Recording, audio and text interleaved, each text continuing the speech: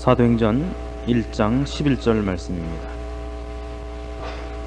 가로되 갈릴리 사람들아 어찌하여 서서 하늘을 쳐다보느냐. 너희 가운데서 하늘로 올리우신 이 예수는 하늘로 가심을 본 그대로 오시리라 하였느니라. 한 말씀을 봉독해 드렸습니다.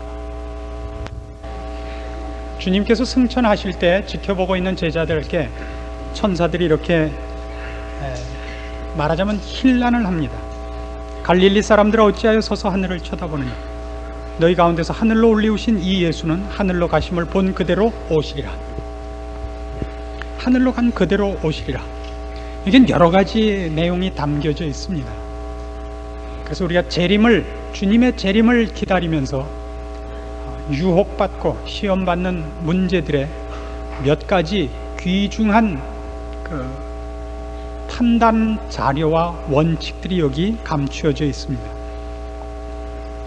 예수님께서 다시 오실 때에 이제 승천하시고 그 남아있는 기간 동안에 어떤 일들이 있을 것이냐 하는 재림에 대한 징조를 말하자면 첫째 기근이 있고 재난이 있고 가뭄이 있고 전쟁이 있고 싸움이 있다 하는 것뿐만 아니라 중요한 하나의 징조가 거짓 예수 그리스도가 출현한다고 합니다.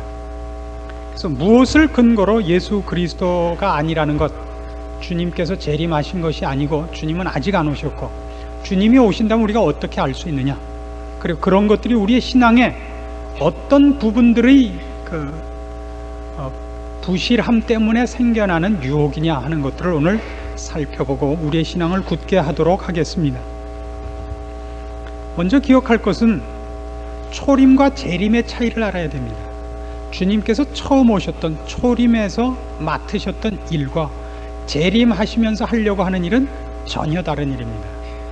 그것 때문에 이 땅에 오시는 모습에 있어서도 초림의 모습과 재림의 모습은 두드러지게 차이가 나는 것입니다.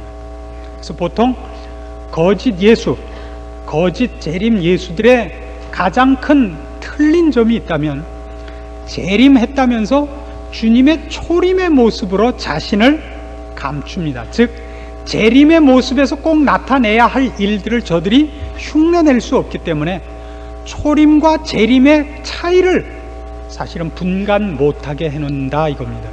그러니까 초림과 재림의 가장 큰 차이는 뭐냐 그러면, 초림은 숨어서 오시지만 주님께서 이제 이 세상을 심판하러 재림하실 때는 공적으로 모든 사람이 단번에 알 수 있게 오십니다.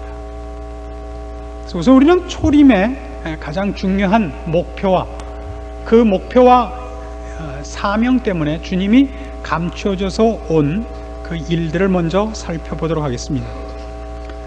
요한복음 3장 17절 말씀으로 갑시다. 초림에 있어서 가장 중요한 주님의 맡으신 사명이 무엇이었느냐 그러면 구원입니다. 요한복음 3장 17절, 하나님이 그 아들을 세상에 보내신 것은 세상을 심판하려 하심이 아니요 저로 말미암아 세상이 구원을 받게 하려 하심이라. 구원입니다. 그러니까 무엇과 분명하게 대조시키고 있느냐 하면 심판이 아니다 말입니다. 심판하러 오시지 않고 구원하러 오십니다. 여러분, 이런 생각을 해보시면 이 문제가 조금은 분명해질 것입니다. 여러분, 시험을 치를 때 시험지 나눠주는 사람하고 합격자 명단 발표하는 사람하고 어느 쪽이 무섭습니까? 시험지 나눠주는 사람이 겁나지 않죠. 그 사람은 지금 끝장을 내는 사람이 아니기 때문에, 운명을 결정하는 사람이 아닙니다. 운명을 우리에게 그 가능성과 변화시킬 수 있는 여지를 주는 사람입니다. 그러나 합격자 명단을 발표하는 사람은 이제 끝이죠. 초림과 재림에는 그런 차이가 있습니다. 초림의 가장 큰 내용은 구원을 위한 것이기 때문에 주님은 시험지를 나눠주러 오신 선생님같이, 즉 이제 우리에게 영혼을 준비하게 하시며 그 문제에 대해서 우리에게 권고하시며 우리에게 시간을 주시고 기회를 주러 오시는 겁니다. 그래서 그때는 겁주러 오시지 않습니다. 그때 감추어진 모습으로 옵니다. 그래서 아무도 그를 몰라보았다 하는 것이 초림 예수님의 두드러진 특징입니다. 아무도 그를 몰라보았다는 건 주님께서 겁주지 않으셨단 말이죠. 심판의 칼을, 위엄을, 권세를 그만이 가지시는 주인의 광휘들을 감추고 오셨기 때문입니다. 이사야 53장으로 가보십시오. 거기 예수님의 초림에 관한 대표적인 모습이 나옵니다. 구약성경 1032페이지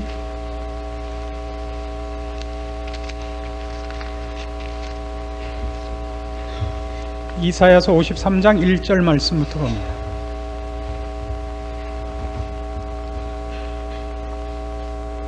우리의 전한 것을 누가 믿었느냐? 여호와의 팔이 네게 나타났느냐? 그는 주 앞에서 자라나기를 연한 순 같고 마른 땅에서 나온 줄기 같아서 고운 모양도 없고 풍채도 없은즉 우리의 보기에 흠모할 만한 아름다운 것이 없도다. 그는 멸시를 받아서 사람에게 실어버린 바 되었으며 간고를 많이 겪었으며 질고를 하는 자라. 마치 사람들에게 얼굴을 가리우고 보지 않음을 받는 자 같아서 멸시를 당하였고 우리도 그를 귀히 여기지 아니하였도다.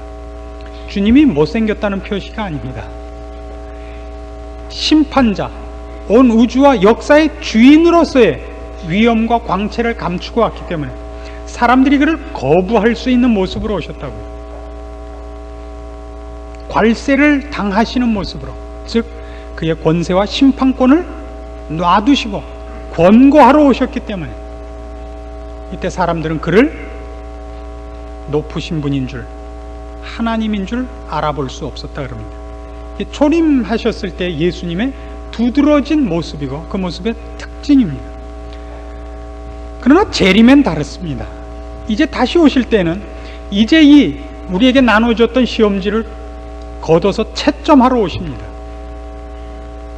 그래서 그때는 권세와 위엄과 주인의 영광으로 오셔서 그때같이 시험지를 나눠줄 때야 잘 시험, 공부 열심히 한 사람, 못한 사람, 공부 잘하는 사람, 못하는 사람의 구별 없이 똑같은 시험지를 주지만 채점을 하고 합격자와 불합격자를 나눌 때도 똑같진 않은 것입니다. 그 모습이 이제 요한계시록 1장에 이렇게 기록이 됩니다. 신약성경 맨 끝 책입니다. 요한계시록 1장, 여러분 성경 왼쪽으로 맨 끝에 있습니다. 1장 7절 말씀입니다. 요한계시록 1장 7절, 볼지어다 구름을 타고 오시리라. 각인의 눈이 그를 보겠고 그를 찌른 자들도 볼 터이요 땅에 있는 모든 족속이 그를 인하여 애곡하리니 그러하리라. 아멘. 구름을 타고 오신다. 구름을 타고 가셨다는 구름은 손오공이 타던 그런 구름이 아닙니다. 근두운이 아니고 성경이 얘기하는 이 구름은 영광 중에라는 뜻입니다. 영광 속에 오십니다. 초림은 영광 중에 오지 않았습니다. 그는 태어난 곳에선 아무도 몰랐고 태어난 나라에서는 오히려 생명의 위협을 받았고 먼 나라에서 동방박사들이 찾아왔습니다. 그 동방박사 세 사람 중에 한 사람의 성이 박씨라는 것만 제가 압니다. 한 사람은 뭐 주씨라는 설이 있고 조씨라는 설이 있고 그렇습니다. 아마 후세에 어떤 이상한 그 마음을 가지신 분이 조금 역사를 왜곡했다는 설도 있고 먼 데서 왔습니다. 거기서 알아보지 못했다고요.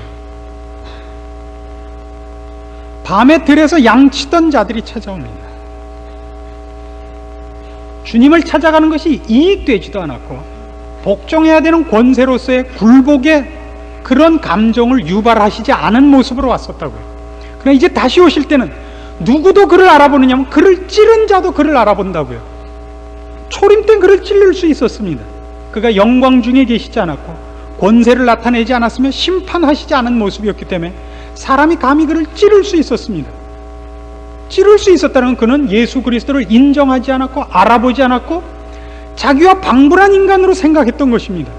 그가 영광 중에 오는 예수를 그가 관심을 갖고 볼 이유가 없고 무릎을 꿇을 이유가 없었던 분을 그의 영광 때문에 이제 보고 놀라고 우는 일이 생길 거라 그럽니다. 이게 재림의 특징입니다. 그래서 이때는 와가지고 나를 믿어라 이렇게 얘기하시지 않습니다. 오면 다 아는 것입니다. 마태복음 24장으로 가보십시오. 자, 말세의 징조에 관하여 이렇게 분명하게 예언이 됩니다. 마태복음 24장 4절 말씀 보십시오. 예수께서 대답하여 가라사대 너희가 사람의 미혹을 받지 않도록 주의하라. 많은 사람이 내 이름으로 와서 이르되 나는 그리스도라 하여 많은 사람을 미혹해 하리라. 지금은 누가 그러죠?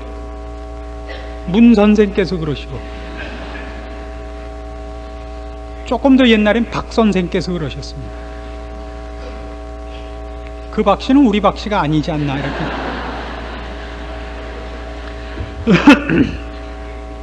23절로 가보십시오. 그때 사람이 너희에게 말하되 보라 그리스도가 여기 있다 혹 저기 있다 하여도 믿지 말라. 거짓 그리스도들과 거짓 선지자들이 일어나 큰 표적과 기사를 보여 할 수만 있으면 택하신 자들도 미혹하게 하리라. 보라 내가 너희에게 미리 말하였노라. 그러면 사람들이 너희에게 말하되 보라 그리스도가 광야에 있다 하여도 나가지 말고 보라 골방에 있다 하여도 믿지 말라. 번개가 동편에서 나서 서편까지 번쩍임같이 인자의 임함도 그러하리라. 이때는 모두가 보는 겁니다. 모두가 한꺼번에 믿는 자와 믿지 않는 자를 물어하고 모든 존재가 주님 되심을 목도할 것입니다. 다니시면서 나를 믿으라고 하실 때가 아닙니다. 재림은 심판하러 오시고 역사를 마감하러 오시고 영광 중에 오실 것이기 때문입니다. 그래서 모든 이단들은 이렇게 갖다 붙입니다. 예수님께서 처음 오셔서 실패했기 때문에 왔다고. 그래서 이젠 자기를 믿어야 된다고. 주님은 실패하시지 않았습니다. 부활하셨고 승천하셨습니다. 이제 남은 일은 우리가 이제 정답을 쓰는 일만 남았습니다. 시험지를 이미 채점하고 계십니다. 그래서 우리가 걸어야 하는 신앙인으로서 지금 주어진 기회를 낭비하지 않아야 할 일이고, 그리고 무섭고 떨림으로 사실은 긴장되게 주님 다시 오심을 준비해야 되는 것입니다. 그래서 여기는 이런 뜻도 포함됩니다. 이제 주님께서 오시면 우리가 한 대로 갚으십니다.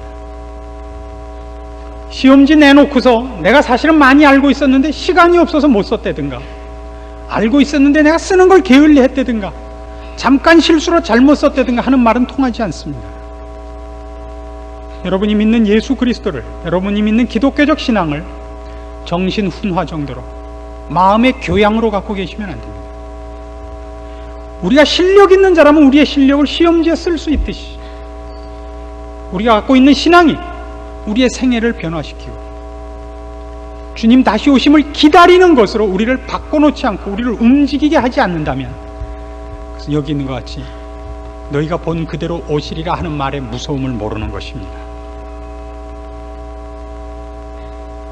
주님께서 다시 오신다는 것이 갖는 이 무서움을 모르면 우리 이것이 일종의 자기 위안의 것이 되고 착하게 사는 문제로 전락을 합니다. 불신자와 신자의 가장 큰 차이가 뭐냐 할 때, 신자는 그리스도를 압니다. 불신자는 그리스도 예수를 모릅니다. 불신자가 신자들을 향하여서 평가할 때 신자들은 뭐라고 평가합니까? 불신자들이 볼 때 우리 기독교인들을 가지고 뭐라고 평가를 하나요? 예수를 믿는 사람이라 그럽니다. 그러나 그들이 예수를 믿는 사람이라고 우리를 평가하는 것은 예수에 초점이 있는 것이 아니라 착하게 살려고 하는 사람들이라는 뜻이죠. 예수를 모릅니다. 그래서 불신자들은 예수 믿는 사람들을 향하여 이렇게 공격을 하죠. 왜 너희만이라 그러느냐? 불교도는 불교도대로, 이슬람교도는 이슬람교대로 각각 다 착하게 살려고 하고 선하게 살려는 하나의 방법을 가지는 것 아니냐? 왜 너희만이냐? 예수를 믿는 사람이라는 건 그들이 볼 때는 착하게 사는 방법 중에 하나라고 생각하는 것이죠. 그럴까봐 겁이 난다 이겁니다. 예수를 믿는 것이 여러분이 착하게 사는 방도로서의 한 그림이어서는 안 됩니다. 그가 오십니다. 석가는 다시 오지 않습니다. 모하메도 다시 오지 않습니다. 예수님만이 이 온 우주 만물의 주인이시고 그가 다시 오실 것입니다. 그렇기 때문에 하늘로 올라가는 예수를 쳐다보고 있을 틈이 없는 겁니다. 시험지 나눠주고 돌아가는 선생님 뒤통수 쳐다보고 있을 하등의 이유가 없습니다. 뭐 해야 되죠? 먼저 뭐부터 한다? 이름부터 쓴다. 이름부터 쓴다. 남의 이름 쓰지 않는다. 내 이름 쓴다. 그리고 쉬운 문제부터 푼다. 삼위일체나 예정론 몰라도 좋다. 아는 것부터 한다. 아는 게 뭐다? 주일날은 지킨다. 헌금은 꼭 낸다. 성찬식은 안 빠진다. 쉬운 것부터 한다. 그 다음에 시간이 있으면 조금 어려운 거 한다. 집사도 한번 한다. 할 수만 있으면 장로도 한다. 할 수만 있으면 나는 아니더라도 우리 자식은 혹시 목사가 될지도 모른다는 가능성을 갖는다. 조금씩 나가는 겁니다. 내 가정을, 내 이웃을, 내가 나가는 직장을, 나를 만나는 사람들 앞에서 좀 더 신자다운 모습을 보인다. 처음부터 어려운 문제하고 끙끙거리다가 종칠 때까지 엉기는 짓을 우리는 안 한다. 그러니까 사실 전 세계 민족 중에서 예수를 가장 잘 믿는 나라가 우리나라가 될 수밖에 없는 이유가 워낙 시험을 많이 봤습니다. 모의고사를 다달이 봤으니 이 문제는 사실은 어느 민족보다도 우리가 하나님 앞에 특별한 은혜를 입은 민족인 것이 사실입니다. 학교에서는 잘하는데 여기만 오면 그걸 안 하시니 참으로 안타까운 일 중에 하나입니다. 쉬운 문제부터 풉시다. 확실하게 먼저 할 것, 이름 쓰십시오. 주 예수를 믿으시고 하나님의 자녀인 것을 분명히 여러분 답안지 우선 써놓으십시오. 그러면 불합격은 안 시킵니다. 이름 쓰시면. 그리고 그 다음에 문제가 안 풀리면 이름 옆에 한문으로 한 번 더 이름 쓰십시오. 그것만 해도 굉장합니다. 그 다음에 영어로 하나 쓰시고 그리고 연필이라도 굴려보십시오. 연필이라도. 나가라 나가라 다 나가라. 그럼 혹시 한두 개쯤 맞을지 압니까? 정답은 3번에 많다. 그럼 우리가 익히 하는 것 아니에요. 다시 오십니다. 다시 오십니다. 그걸 준비하셔야 됩니다. 우린 이걸 하나의 정신위안으로 마음의 평안을 삼기 위하여 갖고 있는 어떤 액세서리가 아닌 것을 분명히 해야 됩니다. 각인의 눈이 그를 볼 것이요 그를 찌른 자도 볼 것입니다. 그때 울며 그를 만나지 않아야 됩니다. 기쁨과 찬송 속에 우리 주님을 만나기 위하여 지금 준비해야 될 것입니다. 주님이 다시 오신다는 것은 그런 의미에서 우리가 얼마나 큰 위로입니까? 이 빌어먹을 세상이 끝난다는 거 얼마나 기쁜 일입니까? 사람들의 관세와 불의가 판을 치는 이 땅일수록 그건 얼마나 기쁜 소식입니까? 악하고 교활한 자들이 권세를 잡고 있는 데 대하여 의롭고 선한 자들이 고통을 당하며 주를 믿는 자들이 세상에서 그 대가를 받지 못하는 것이 억울할 것이 없어지지 않습니까? 주님이 다시 옵니다. 그가 의와 불의를 정확하게 채점하실 겁니다. 주를 믿고 고통을 당한 것을 다 갚아주실 것입니다. 그것이 우리의 자랑이어야 되고 기다림이어야 되고 기쁨이어야 맞지 않습니까? 주님 다시 오실 것이다 생각하면 걱정되는 게 많으시다면 사실은 심각한 겁니다. 제가 손들어 보라고 하지 않을 테니까 각자가 마음속에 주님 다시 오심에 대하여 여러분의 걱정과 기쁨을 체크해 보시고 대차대조표를 결산 공고를 해보시기 바랍니다. 기도하십시다. 하나님 아버지 은혜를 감사합니다. 우리를 사랑하사 주님을 보내셨고 이제 우리를 천국에 앉히기 위하여 주님 다시 오실 것입니다. 그때는 주를 모르던 자들, 주를 뒤쫓는 우리를 괴롭히던 자들, 저 악과 죄와 사망이 영원한 형벌에 떨어질 것입니다. 그러나 그날을 우리가 성실하게 준비하고 있는가 돌아보면 부끄러운 마음을 금할 수 없습니다. 우리 주를 아는 자들, 그 약속을 알고 있는 자들, 소유하고 있는 자들로서의 성실함과 인내와 충성이 요구되는 이 시간입니다.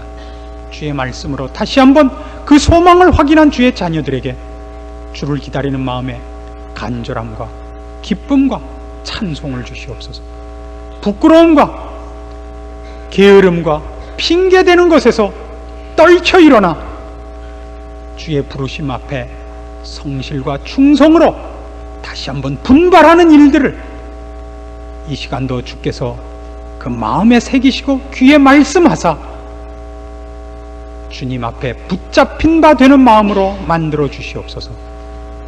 사람들 앞에가 아니라 하나님 앞에서 사는 사람인 것을 자각하고 성실하게 하시옵소서. 예수님의 이름으로 기도합니다. 아멘.